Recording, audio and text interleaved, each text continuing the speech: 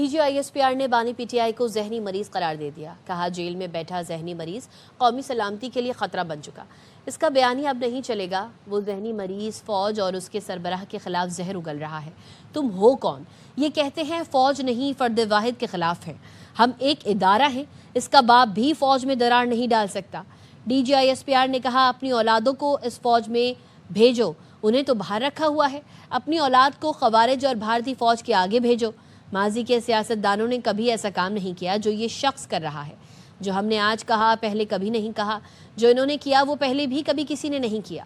وقت آ گیا ہے کہ اب انہیں بغیر کسی لحاظ کے جواب دیا جائے. بانی پی ٹی آئی سے مذاکرات نہیں کیے جائیں گے. بانی کی اب جیل میں ملاقاتیں نہیں ہوں گی. وزیر اطلاعات عطا اللہ تارڑ کی پروگرام اعتراض ہے میں گفتگو.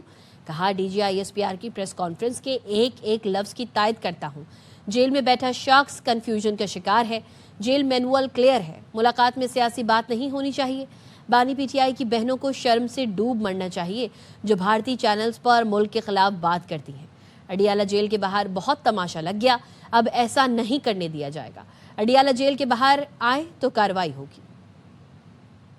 D G I S P R کی آج کی پریس کانفرنس کے ایک ایک لفظ کی تائید کرتا ہوں. ایک شخص ہے جیل میں جو میگا کرپشن کے کیس میں جیل میں ہے. وہ فرسٹریشن کا شکار ہے. تو مذاکرات ہوں گے یا مذاکرات بھی ختم؟ عمران خان کے ساتھ تو خیر سوال ہی پیدا نہیں ہوتا. اگر مائنس عمران خان بات کرنا چاہتے اب اٹس آئیدر پاکستان اور عمران خان. اینٹی فوج بیانیہ یہ دشمن کا بیانیہ ہے. ان کے بیان انڈیا میں کیوں چلتے ہیں, افغانستان میں کیوں چلتے ہیں, ان کی بہنیں انڈیا اور افغانستان کو انٹرویوز کی دیتی ہیں. یہ تمام چیزیں ثابت ہیں. He is a risk to national security. Absolutely اس میں کوئی شک نہیں ہے. ایک تو ملاقات بند, کوئی ملاقات اب جیل کی نہیں ہوگی.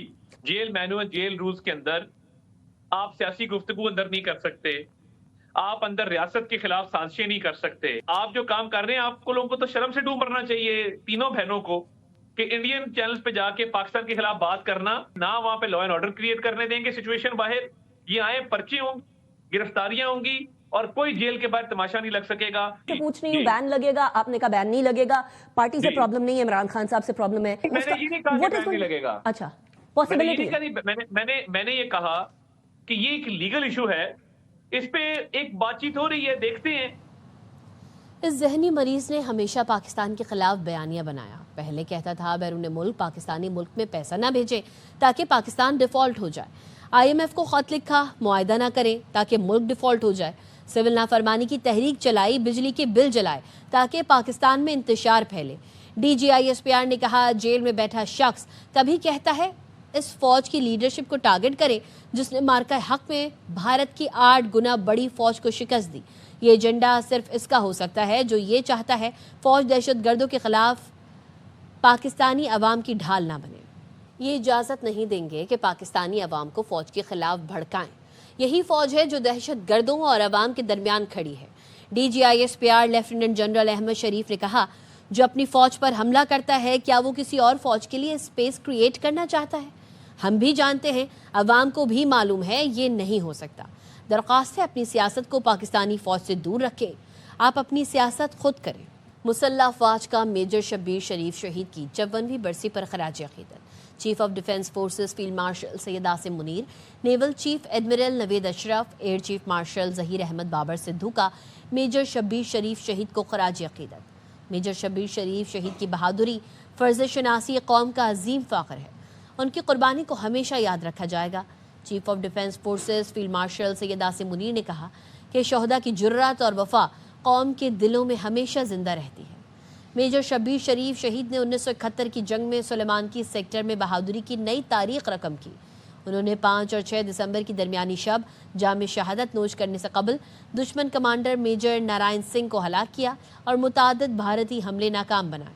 بھارتی ٹینک کے فائر سے میجر شبیر شریف نے وطن پر جان نثار کی. شہداء کی قربانیاں قوم کا ناقابل فخر اثاثہ ہیں. خبر دیں گے کراچی سے. کراچی میں پے در پے حادثات کے باوجود ٹرانسپورٹرز نے سبق نہیں سیکھا. ڈیفنس فیز 8 میں کم عمر بچے کی مسافر کوچ چلانے کی تصاویر وائرل. تفصیلات جانتے ہیں نذیر شاہ سے. نذیر اپڈیٹ دیجیے گا. بالکل دیکھیں یہ ڈیفنس فیز 8 ہے جہاں پر 16 اسٹریٹ پر کریک وسٹا کے سامنے سے جانے والی ایک بس میں بچے کو چلاتے ہوئے دیکھا گیا جس کی شہری نے اسی وقت تصاویر بنا لی ہیں. اور کراچی میں پے در پہ حادثات ہوئے ہیں جس میں صرف 242 شہری جو ہے وہ ہیوی گاڑیوں کی ٹکر سے جاباگ ہو چکی ہے، جس میں اسپیسیفک دیکھا جائے تو صرف بس کی ٹکر سے 32 شہری اب تک اپنی جان سے جا چکے ہیں، لیکن جو ٹرانسپورٹر ہیں ان کی جانب سے اس سے بھی سبق نہیں سیکھا گیا ہے اور شہری کی جانب سے سنگین غفلت کی تصویر بنائی گئی ہیں، اور اس تصویر کے مطابق اس بس کا نمبر PE0147 تھا، اور یہ واقعہ صرف بس مالک کی غلطی نہیں بلکہ پولیس کی غفلت بھی ہے، یہ شہری کا کہنا ہے۔ اور جو بس کی جو ڈیٹیل ہے اس کے مطابق یہ سنت گل نامی جو شخص ہے اس کی یہ بس ہے، اور مبینہ طور پر بس کے مالک کی جانب سے یہ اپنے 10 سے 11 سالہ جو بچہ ہے اس کو یہ بس چلانے کی اجازت دی گئی تھی، جو سڑکوں پر اس کو دوڑا رہا تھا، اور شہریوں کو یہی کہنا ہے کہ پولیس اس پر فوری طور پر نوٹس لے اور اس کے خلاف کارروائی کرے۔ جی نذیر شاہ اپڈیٹ کر رہے تھے، شکریہ۔ جنگ میں گوجرا روڈ پر تحریک قتل کا مرکزی ملزم اسلحے سمیت گرفتار کر لیا گیا۔ ڈی پی او جنگ کیپٹن ریٹائرڈ بلال افتخار کیانی کے مطابق سابق بار صدر ایڈوکیٹ منیر احمد سدھانا سمیت 3 افراد کے بہیمانہ قتل میں ملوث مرکزی ملزم عمران قریشی کو خانیوال سے گرفتار کر کے آلہ قتل پستول برآمد کر لیا گیا۔ قتل میں ملوث دیگر ملزمان کی گرفتاری کے لیے پولیس ٹیمز کے چھاپے مارے جا رہے ہیں، جلد گرفتار کر لیں گے۔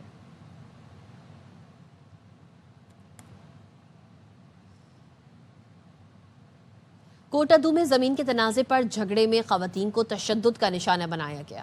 حملے میں زخمی خواتین کے مطابق سٹے آرڈر کے باوجود 62 افراد نے زمین پر قبضے کے لیے حملہ کیا۔ تھانہ محمود کوٹ نے تاحال کوئی کارروائی نہیں کی۔ سوشل میڈیا پر وائرل ویڈیو میں پتھراؤ اور ڈنڈوں سے حملہ کرتے ہوئے دکھائی دے رہا ہے۔ پولیس کے مطابق آڑا اکبر شاہ میں قبضے کی کوشش کے خلاف کارروائی کی جا رہی ہے۔ متاثرہ خواتین نے وزیر اعلیٰ پنجاب سے انصاف کی فراہمی کا مطالبہ کیا ہے۔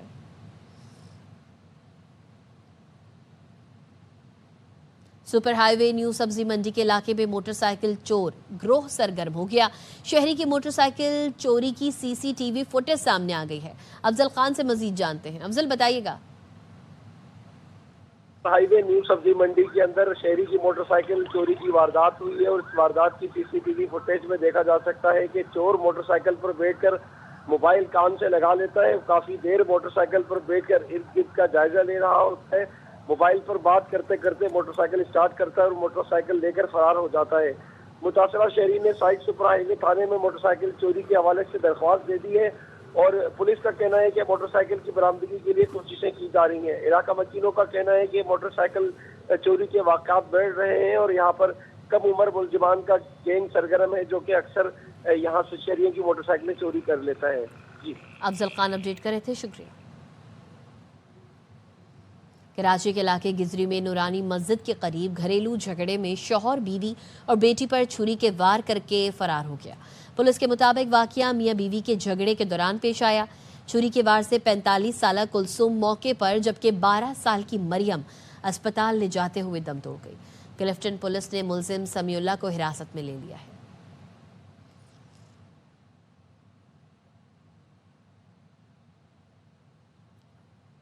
ملتان میں ضلع انتظامیہ کی قبضہ واگزار کمیٹی نے کام کا آغاز کر دیا۔ اب تک 35 افراد کے راضی سے قبضہ واگزار کرا لیا گیا۔ رانا فاروق رپورٹ کر رہے ہیں۔